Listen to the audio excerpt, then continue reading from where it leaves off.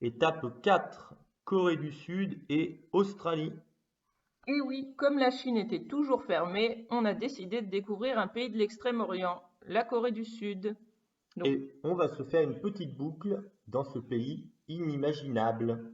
on arrive directement par piste cyclable de l'aéroport. La qualité des aménagements à Séoul est vraiment impressionnante. On est au milieu des buildings.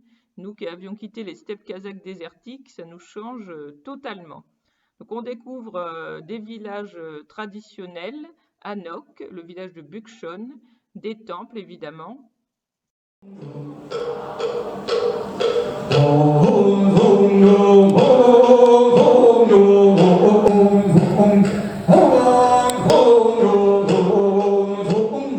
Et la relève de la garde.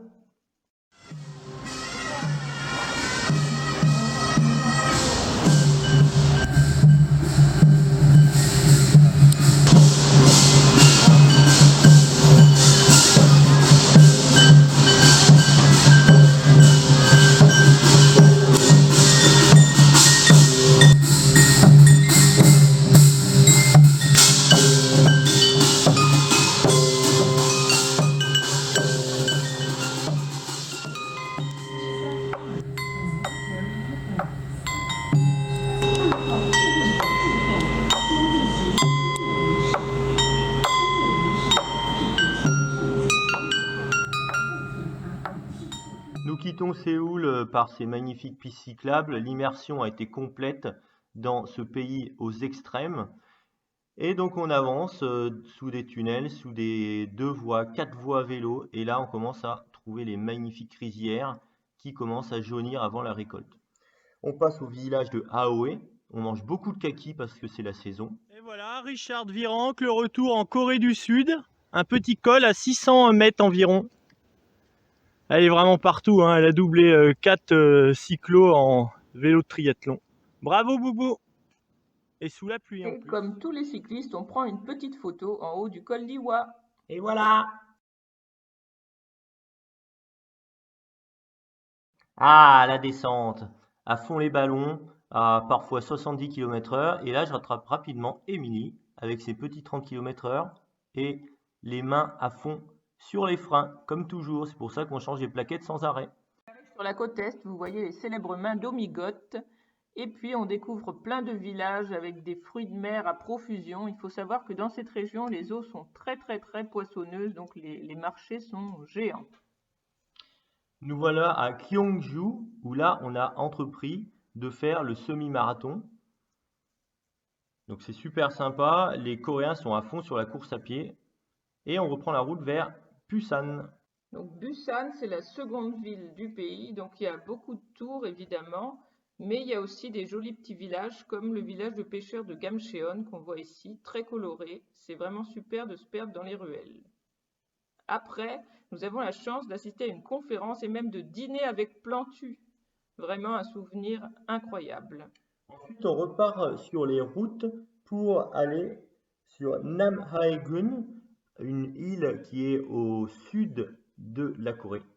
Et on visite encore des villages comme Naganseonchu, un village encore Hanok, pas facile à prononcer. Et là, on rentre vraiment dans la tradition coréenne. Boseong, c'est du thé, des magnifiques collines. Et là, on arrive vraiment à l'automne. 자, 뒤에 나오세요. 자, 차으로 나오세요. 그대로 앉으세요. Alors sur cette partie sud, j'ai joué au Sepak Takraw, le volleyball football. Les Coréens adorent le tir à la corde. Donc dans cette petite partie, hors des pistes cyclables, hors des sentiers touristiques, on commence à vraiment goûter. La Corée profonde. Et un jour de bivouac, on a même la chance de rencontrer Ok Jong-bok, l'un des rares Coréens qui ose nous parler. On reprend la route, on croise beaucoup de vélos, le temps est super agréable, on a ramassé les riz et on arrive à Gwangju et on visite le centre Emmaüs, un centre pour personnes en situation de handicap mental. On fait du bowling. Ça a été le parcours du combattant pour y arriver. Impossible de rentrer en contact avec des associations. C'est vraiment très tabou le handicap mental. Alors les Coréens font bien les choses, mais ils ne veulent pas que les étrangers s'intéressent à leurs problèmes. On fait une présentation au lycée Seokang et on voit la fatigue des lycéens coréens qui s'endorment tout le temps. Après, on arrive au temple de Buyeo où il y a de magnifiques ginkgo. On pose notre tente à la pagode de Jeongsam et là il commence à faire froid, ça gèle la nuit. On se souvient cette nuit où on s'est levé avec la tente glacée. On visite encore quelques villages traditionnels où là on voit vraiment que l'hiver et le gel a touché les cultures. Et on revient à la ville de Séoul, enfin la mégalopole, 25 millions d'habitants quand même. Donc là on arrive au bout du voyage et on va démonter les vélos. Démonter les vélos, c'est une sacrée logistique. On enlève les pédales, la selle, le guidon, on démonte les pneus, on met bien le dérailleur, on protège, on met dans les cartons. Bon, tout ça, ça prend quand même une demi-journée, hein. La cuisine coréenne, une de nos choses préférées dans le pays. Regardez ces assortiments plein de couleurs, ces calamars frits séchés, il y en a partout. Également des grosses pieuvres. C'est des pieuvres? Et ça c'est du poisson, et ça c'est des algues. Mais alors des fois on savait même pas ce qu'on mangeait, ça c'est des mandous. Ça c'est les bibimbap. Alors, Ça, c'est même du poisson cru. Et puis, notre préféré, les kimbap avec le kimchi. bon désolé pour la fin, mais en fait on savait même plus ce qu'on a mangé en Corée. Par contre en Australie on revient à nos bases, une cuisine européenne.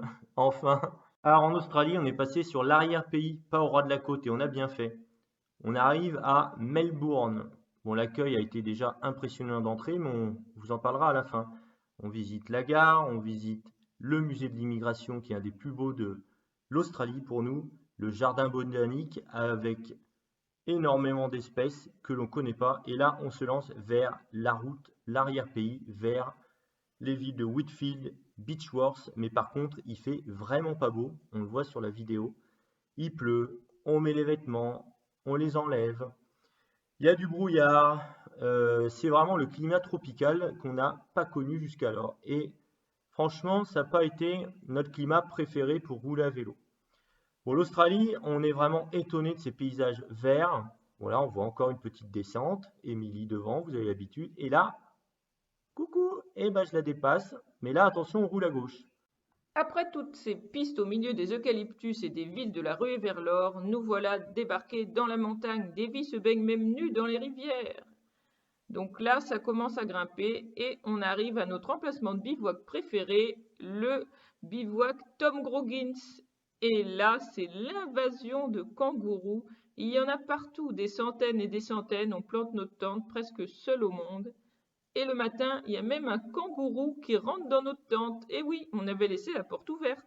Alors là, c'est Émilie qui monte l'Alpine Ways vers les Kosciuszko Mountains. Bon, Émilie, elle est costaud en côte, hein.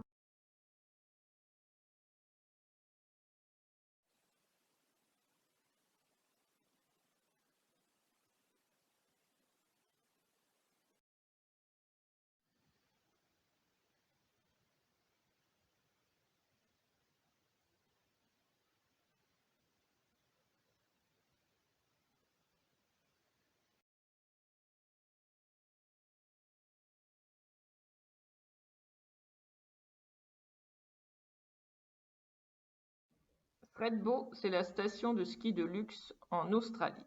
On redescend vers Canberra, la capitale du pays. On participe même à un barbecue pour les 1 an d'un petit garçon. Et on arrive enfin au bord de l'océan Pacifique. Oui, ça y est. Et on teste les belles pistes cyclables du Budawang National Park. Après des pistes cyclables bien sympathiques, on retrouve l'océan et le Seacliff Bridge, pont bien nommé au bord des falaises. C'est vraiment agréable de rouler en Australie. Et on débarque au Royal National Park au sud de Sydney où on fait une piste un peu costaud pour nos vélos de voyage chargés. Ah, le bonheur d'arriver à Sydney, comme la moitié du pays franchi. On roule sur le Harbour Bridge avec une piste cyclable à gauche, des petites baies, le centre-ville est magnifique, le quartier gay est mis en avant, l'opéra que l'on prend du pont, que l'on prend d'en bas, que l'on prend d'en face. Puis nous avons la chance d'être invités par le Balmain Rowing Club à une séance d'aviron inclusive avec Bronte Marshall, une grande championne qui a un handicap mental et qui sera présente au Virtus Global Games, les championnats du monde en fait pour les personnes en situation de handicap mental à Vichy en juin 2023. On prend le ferry de Palm Beach, on découvre la longue jetée de The Entrance, des petits ports, des grands, des plages avec beaucoup de vagues. Et oui, l'Australie, c'est le pays du surf. On n'ose même pas s'y baigner des fois tellement on pourrait être emporté. On se dirige vers Crescentel où on veut passer le réveillon de Noël. On passe sur des magnifiques plages de Nelson Bay, Seal Rocks. On s'aperçoit que le soleil australien est très très fort. Et on arrive avec notre petite bière pour le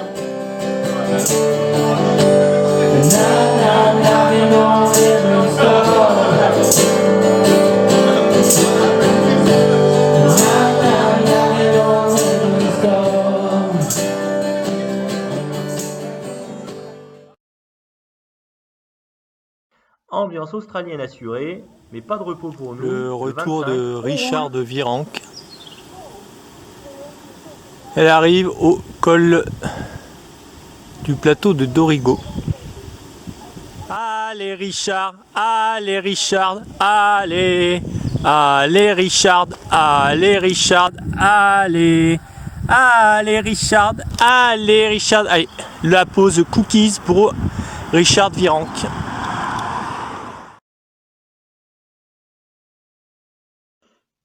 Ah, on arrive sur la Gold Coast, fini les montagnes, enfin presque, vous allez voir la suite. Et cette ville, on était impatient de voir sa vue. La vue est impressionnante, surtout sur l'orage. Puis on repart le long des routes pour notre dernière ville, Brisbane.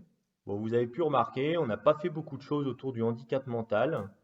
Alors pourquoi? Parce que en Australie, il faut une carte que délivre le gouvernement australien en 3 à 6 mois qui vérifie votre casier judiciaire, vos antécédents juridiques, pour être sûr que vous n'aurez pas de problème au contact des personnes en situation de handicap. Donc on n'a pas fait grand-chose, une seule action, mais on a beaucoup roulé, on a pris beaucoup de plaisir, et nous voilà à Brisbane.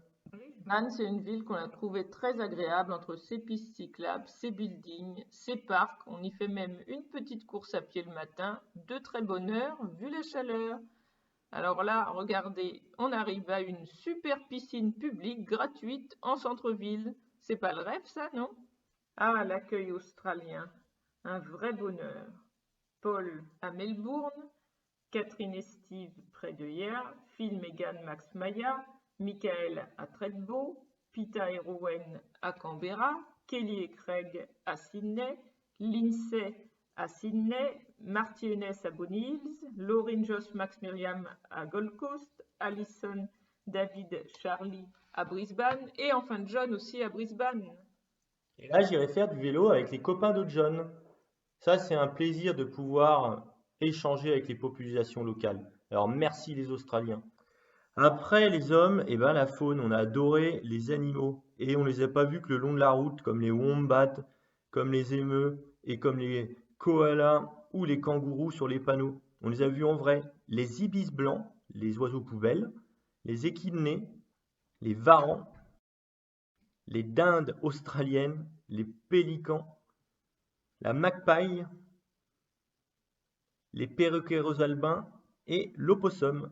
Et enfin les koalas, mais là on les a vus que dans un parc. Et alors les kangourous, ils sont partout. Ça c'était au Tom Groggin, où on a été envahi par les kangourous, impressionnant.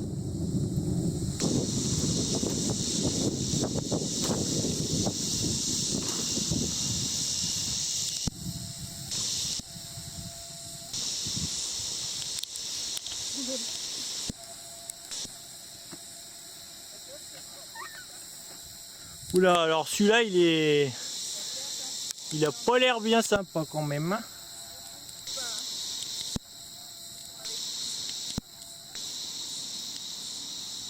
Hein? Ça c'est un moment où on n'a pas fait le malin, parce que parfois ils sont agressifs. Donc voilà, l'Australie a été bouclée, la Corée du Sud, et on prend l'avion pour aller trouver notre petit Anoki, notre ambassadeur porteur de trisomie 21, en Nouvelle-Calédonie, notre dernière étape.